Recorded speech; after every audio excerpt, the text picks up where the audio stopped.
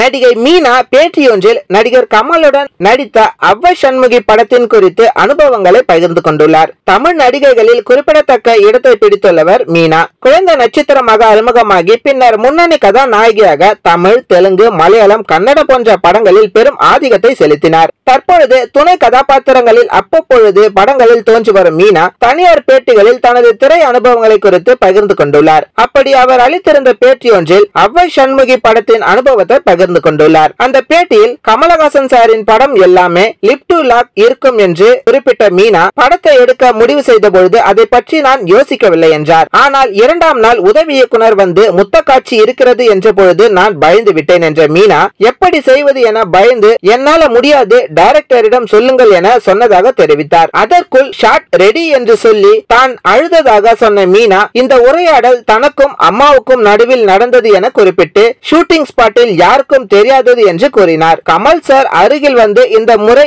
No lip lock என்று சொன்னதும் தான் எனக்கு உயிர் வந்தது என்று வெளிப்படையாக பேட்டியில் தெரிவித்திருந்தார் மீனா. இந்த வீடியோ உங்களுக்கு பிடிச்சிருந்தா லைக் பண்ணுங்க, ஷேர் பண்ணுங்க, கமெண்ட் பண்ணுங்க. மறக்காம யோகி டாக்ஸ் சேனலை சப்ஸ்கிரைப் பண்ணுங்க.